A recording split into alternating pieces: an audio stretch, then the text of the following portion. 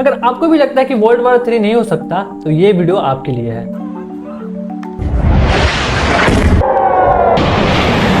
क्योंकि 20s में Iran और इजराइल के आपसी हमले से पूरी दुनिया में अब वॉर का सिचुएशन है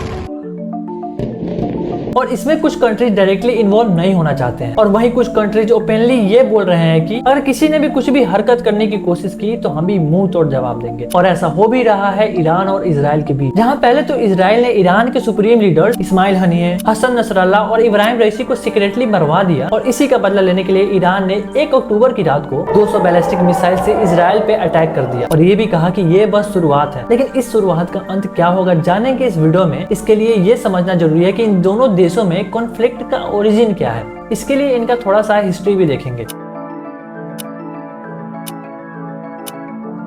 और इस वर्ल्ड वॉर 3 जैसे सिचुएशन में बाकी के वर्ल्ड के लीडर्स का क्या कहना है और इस वॉर में इंडिया का क्या रोल और एक्शन रहेगा ये भी देखेंगे। वॉर से वर्ल्ड वाइड ग्राउंड लेवल पे क्या इफेक्ट हो सकता है और सबसे इंटरेस्टिंग बात, इन दो बिलियों की लड़ाई में कौन सा देश बंदर बन के इनका रोटी खा रहा है। खैर आगे बढ़ते हैं। और अगर इन दोनों देशों के बीच अगर फुल पोटेंशियल के साथ वॉर हो तो कौन किस पे भारी पड़ेगा ये तो इनका मिलिट्री और स्ट्रेटेजिक वॉरफेयर को देखने के बाद ही पता चलेगा। लेकिन इसमें भी बहुत सारी कॉन्स्पिरेसीज है। The World War III is began. 1 अक्टूबर के अटैक में इजराइल ये कह रहा है कि हमने 90% ऑफ मिसाइल हवा में इंटरसेप्ट कर लिया था और वहीं ईरान कह रहा है कि हमने 90% टारगेट को सक्सेसफुली हिट किया है। हालांकि इसमें इजराइल काफी हद तक सही है और IISS यानी international institute for strategic studies जो मिलिट्री कैपेबिलिटीज के लिए बेंचमार्क सेट करता है, उसके अकॉर्डिंग इजराइल के पास 340 फाइटर जेट्स हैं, जिसमें F-15 जो लॉन्ग रेंज वेपन कैरी करता है, F-35 जो हाइड एंड हिट के लिए बना है और भी जेट्स के साथ साथ बैटल हेलीकॉप्टर भी इजराइल के पास है। वहीं ईरान के पास 320 फाइटर जेट्स हैं, जिसमें ज्यादातर जेट्स 90s के मॉडल के हैं, जैसे F-4S, F-5S और F-14S। और ईरान के मिसाइल्स प्रोग्राम पूरे मिडिल ईस्ट में सबसे बड़ा है, जैसे सहाब, गदर, इमाज, सेजिल, जुल्फागर और कदर, जिसमें ईरान के पास 3000 से भी ज्यादा बैलिस्टिक मिसाइल और बैटल ड्रोन शामिल है। जैसे सऊदी अरबिया में जो टेरर अटैक हुआ था और उस अटैक में जो ड्रोन यूज हुए थे, कहा जाता है कि वो ड्रोन्स ईरान में ही बने थे। और अगर हम ईरान से इजराइल की दूरी देखें तो ये बस 2100 किलोमीटर है और इसके वजह से एयर अटैक और एयर स्ट्राइक्स ही ज्यादा होंगे। हालांकि इजराइल के पास एयर अटैक को हैंडल करने के लिए एडवांस एयर डिफेंस सिस्टम है, जैसे डेविड स्लिंग, जिसको इजराइल ने अमेरिका के साथ मिलकर बनाया है, जो लॉन्ग रेंज मिसाइल को इंटरसेप्ट करने के लिए सक्षम है। फिर आता है एरो सिस्टम। ये ऐसा एंटी बैलिस्टिक मिसाइल है जो अर्थ के एटमॉस्फेयर से आ रहे मिसाइल को भी इंटरसेप्ट करने में सक्षम है, जो 1.5 किलोमीटर पर सेकंड की स्पीड से 1000 से 1500 माइल्स तक का टारगेट हिट कर सकता है। और इन सब के अलावा इजराइल के आयरन डोम्स जो शॉर्ट रेंज इंटरसेप्शन के लिए सक्षम है और ये मल्टी लेयर डिफेंस है, जिसका रेंज 5 से 70 किलोमीटर है और इसकी एक्यूरेसी 90% तक है। और इसी आयरन डोम ने 1 अक्टूबर के अटैक में इजराइल को बचाया था। और अगर बात करें आर्मी फोर्सेस की तो ईरान के पास 6 गुना ज्यादा ट्रूप्स है इजराइल से। जहां ईरान के पास 6 लाख सोल्जर्स है, वहीं इजराइल के पास 1,70,000। और तो और ईरान के पास उसके आसपास के ट्रूप्स का भी एक्सेस है, जैसे लेबनान से हिजबुल्लाह ग्रुप, यमन से हौती ग्रुप, बहरीन से अलिस्तार ग्रुप। और हमास का तो प्लान ही है इजराइल को खत्म करना। और ईरान शुरू से इन ग्रुप्स को वेपन्स और मिलियंस ऑफ डॉलर्स का फंड देता आया है ताकि ये मिडिल ईस्ट में एक यूनियन पावर बना सके। लेकिन यहाँ इजराइल को भी कम समझना ठीक नहीं होगा। चाहे अमेरिका इजराइल को फ्रंट से वार के लिए सपोर्ट नहीं कर रहा, लेकिन अमेरिका इजराइल को चारों तरफ से सपोर्ट करता है और सालाना इजराइल और अमेरिका के बीच $50 बिलियन का बिजनेस और ट्रेड भी होता है। और एक्सपोर्ट्स की माने तो इजराइल के पास एटॉमिक बॉम्ब है, लेकिन इस टॉपिक पे अमेरिका और इजराइल बात भी करना नहीं चाहते। और इन सब के अलावा अगर बात साइबर अटैक पे आती है तो अगर इसमें ईरान ने इजराइल पे साइबर अटैक किया तो ईरान को बेनिफिट हो सकता है, क्योंकि इजराइल के डिफेंस सिस्टम में टेक्नोलॉजी का ज्यादा यूज होता है और अगर डिफेंस ही कमजोर हो गया तो इसका फायदा ईरान अच्छे से उठा सकता है। इनके अलावा अगर हम करंट सिचुएशन की बात करें तो ईरान और इजराइल के बीच ये कॉन्फ्लिक्ट 20s में ग्लोबली ज्यादा एक्सपोज हुआ है। लेकिन ये कॉन्फ्लिक्ट तब से चला आ रहा है जब से इजराइल ने अपने आप को एक इंडिपेंडेंट कंट्री डिक्लेयर किया है। यानी मई 14, 1948 में 75% जीविश पॉपुलेशन के साथ मिडिल ईस्ट में चारों तरफ से इस्लामिक डोमिनेटिंग कंट्री के बीचों बीच अपना प्रोमिस्ड लैंड मान के कंट्री बनाया इजराइल। और दोनों देशों के आइडियोलॉजी डिफरेंट होने की वजह से कॉन्फ्लिक्ट और ज्यादा बढ़ जाता है, लेकिन दोनों देशों का विचारधारा बिल्कुल एक जैसा है, चोट वहां करो जहां सबसे ज्यादा दर्द हो। और यही इनका वॉर थ्योरी भी है।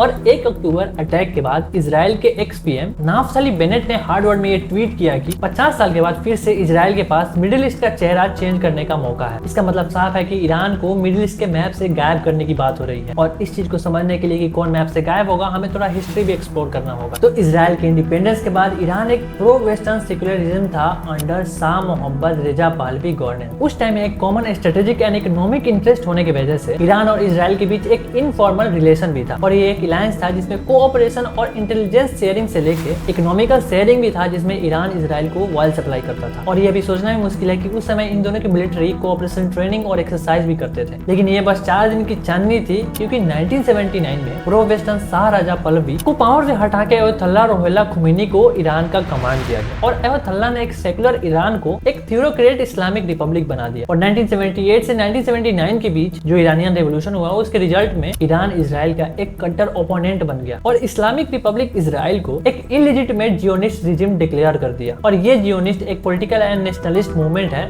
जो 19th सेंचुरी में स्टार्ट हुआ था, जिनका मेन मोटिव था एक इंडिपेंडेंट होमलैंड बनाना जीविश पीपल के लिए। और इवेंचुअली इसे सक्सेस भी मिला था, क्योंकि 1948 में इजराइल के फॉर्मेशन के साथ ही एक जीविश होमलैंड भी फॉर्म हुआ था। और जियोनिस्ट ऐसा इसलिए चाहते थे ताकि ज्यूज अपना रिलीजियस, कल्चरल और पॉलिटिकल आइडेंटिटी को प्रैक्टिस कर सके। और ये सबको पता है कि जीविश ने हिटलर और नाजिस के टाइम में कितना सफर किया था। और जहाँ इजराइल अपने आइडेंटिटी के लिए लड़ रहा था, वहीं ईरान के लीडर्स का ये मानना था कि इजराइल का एग्जिस्टेंस मिडिल ईस्ट के मुस्लिम स्पेशली मेडिटेरियन पीपल के राइट्स के अगेंस्ट है। और इसी थॉट को लेकर ईरान के लीडर्स इजराइल के डिस्ट्रक्शन के पीछे पड़े रहते हैं। और इसी स्प्लिट ऑफ डिफरेंस और आइडियोलॉजी की वजह से वर्ल्ड वॉर 3 मिडिल ईस्ट से शुरू हो सकता है। और ऐसा इसलिए भी पॉसिबल है क्योंकि मिडिल ईस्ट के लोगों को लगता है कि इजराइल ने पैलेस्टीनियन लैंड पे कब्जा किया हुआ है। और वहीं मिडिल ईस्ट ये भी सोचता है कि वेस्टर्न पावर ने जानबूझ के इंटेंशनली एक जीविश स्टेट जबरदस्ती प्लान किया है, वो भी एक pre dominating historical Islamic bounded land के बीचों बीच। और इसलिए भी कुछ कट्टर मुस्लिमों ने इजराइल के डिस्ट्रक्शन को अपना ड्यूटी बना लिया है, जब तक तोड़ेंगे नहीं तब तक छोड़ेंगे नहीं। और शायद ईरान इजराइल को डायरेक्टली खत्म नहीं कर पाएगा, इसलिए क्योंकि वेस्टर्न पावर इजराइल की तरफ झुका हुआ है। और इसलिए ईरान ने वेस्टर्न पावर को कंट्रोल करने के लिए और पैलेस्टीनियन को उनका लैंड वापस दिलाने के लिए ईरानियन गवर्नमेंट इजराइल के आसपास अपने ट्रूप्स बनाना शुरू कर दिए, जिनको ईरान इक्विपमेंट्स और फंड्स भी देता था और देता है, जो आज भी ईरान के लिए फ्रंट फाइटर्स के रूप में खड़े हैं। और ऐसा कहा जाता है कि ये ग्रुप्स ईरान के FDD यानी फॉरवर्ड डिफेंस डॉक्ट्रिन के अंडर बनाए गए थे। और इसी FDD डॉक्ट्रिन के अंडर आप अपना पावर बॉर्डर पे एक्सर्ट कर सकते हैं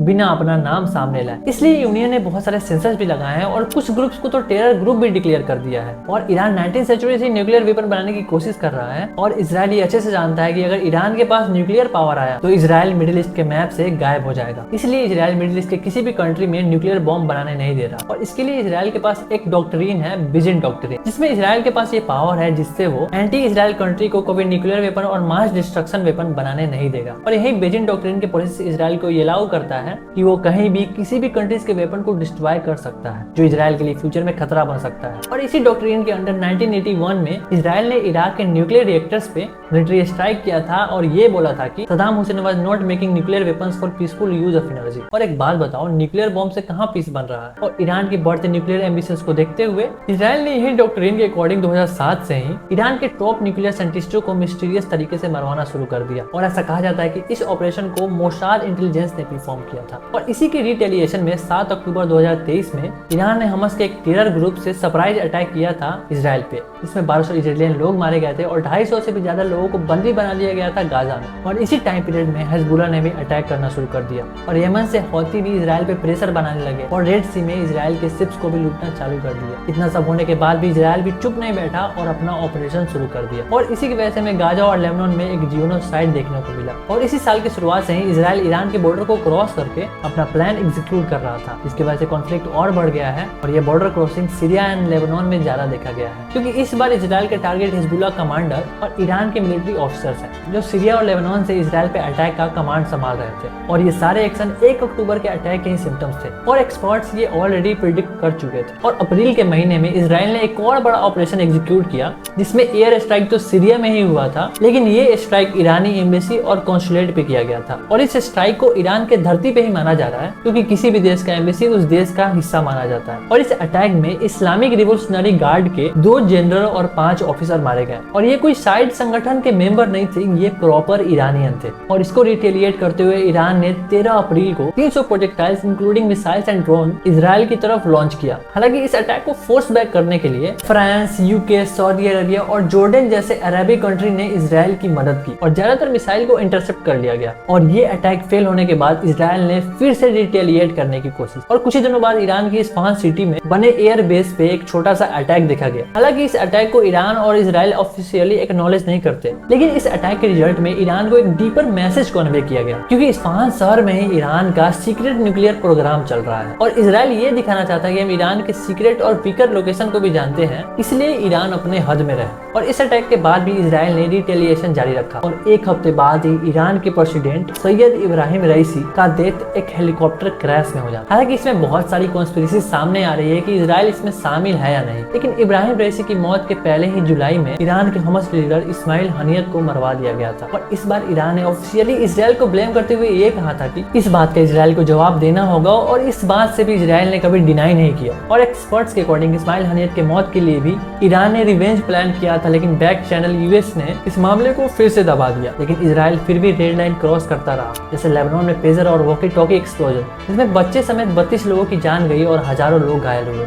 और बेरट में हिजबुल्लाह चीफ नसरल्लाह समेत ईरानी कमांडर जैसे मेन लोगों का मर्डर करवा दिया गया। और इतना सब होने के बाद ईरान चुप थोड़े ना बैठेगा, और अगर चुप बैठा तो उसकी पूरी मिडिल ईस्ट और दुनिया में क्या ही इज्जत रह जाएगी। और फाइनली 1 अक्टूबर को ईरान ने बिगेस्ट बैरक मिसाइल लॉन्च किया। इसका main target Israel military base था और इजराइल इस अटैक का जवाब कड़े शब्दों में देगा, लेकिन अब तक कोई ऑफिशियल रिस्पांस इजराइल की तरफ से नहीं देखा गया है। बट पास्ट एक्टिविटी और एक्सपर्ट्स के अकॉर्डिंग अगर इजराइल ने फिर से रिटेलिएट किया तो इस बार इजराइल का टारगेट ईरान का ऑयल प्रोडक्शन यूनिट और एयर डिफेंस होगा। इससे होगा ये कि ईरान में बुरी तरह से इकोनॉमिक क्राइसिस आ जाएगी, क्योंकि यूएस ने ऑलरेडी ईरान पे क्रिपलिंग सेंसर्स लगा रखे हैं, जिसकी वजह से ईरान में पहले से ही इकोनॉमी खराब है। और अगर इजराइल ने ऐसा किया तो पूरे वर्ल्ड में एक ग्लोबल इकोनॉमिक क्राइसिस आ जाएगा और हर देश में महंगाई बढ़ जाएगी, स्पेशली इंडिया में। लेकिन ईरान भी कम नहीं है। ईरान के लीडर्स ने पहले भी ये कह दिया है कि अगर ऐसा हुआ तो हम पूरे मिडिल ईस्ट से सिंगल ड्रॉप ऑफ ऑयल भी बाहर नहीं जाने देंगे। लेकिन इजराइल के पीएम बेंजामिन नेतन्याहू ने लोगों को ये हिंट देना शुरू कर दिया कि वो ईरान में तख्ता पलट कर देंगे, क्योंकि 1 अक्टूबर के हमले के बाद नेतन्याहू का ये क्लियर स्टेटमेंट था,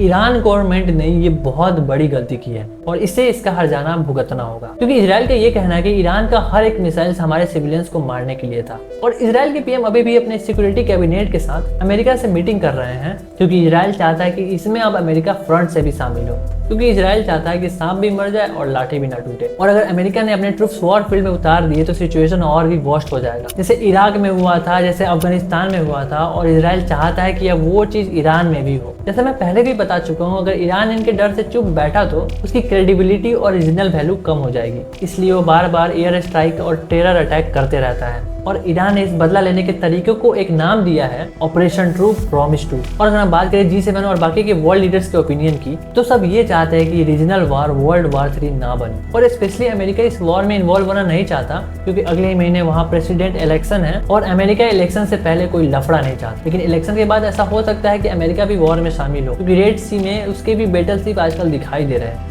और इसी बीच इंडिया की बात करें तो शायद ही इंडिया इस वॉर में इन्वॉल्व हो, क्योंकि अगले 20 सालों में इंडिया को एक डेवलप कंट्री बनना है। और अगर हम इस डेवलपिंग स्टेज में वॉर करते हैं तो हम अपने टारगेट से 10 से 20 साल पीछे हो जाएंगे। लेकिन इसमें भी दोनों देश ईरान और इजराइल इंडिया की तरफ एक उम्मीद भरी पॉजिटिव निगाहों से देख रहे हैं, क्योंकि इंडिया का रिलेशन और रिएक्शन दोनों देशों के लिए न्यूट्रल है। और पूरी दुनिया इंडिया से ये एक्सपेक्ट कर रही है कि शायद इंडिया इन दोनों देशों को शांत करा सके। जैसे रशिया यूक्रेन वॉर में इंडिया ने अपना एक सकारात्मक रोल निभाया था, लेकिन इसमें भी कुछ क्लियरिटी नहीं है। एट द एंड मैं ये कहना चाहूंगा कि इंडियन न्यूज चैनल का बस चले तो हर दूसरे दिन में वो वर्ल्ड वॉर 3 करा दे, लेकिन ये बस एक रीजनल वार है, क्योंकि वर्ल्ड वॉर 3 होना होता तो कब का हो चुका होता। और ये I for an I approach वाले लीडर को उनकी जनता भी उनका सपोर्ट नहीं करती, क्योंकि इसमें नुकसान बस वहाँ के लोगों का ही होता है। That's it for this video. और अगर आपको वर्ल्ड वॉर 3 नहीं चाहिए तो चैनल को सब्सक्राइब कीजिए और कमेंट में बताइए कि वीडियो कैसा लगा, और अपना ओपिनियन जरूर दीजिएगा इस रिटेलिएशन अप्रोच पे। और फ्यूचर अपडेट्स के लिए स्टे ट्यून्ड। जय हिंद।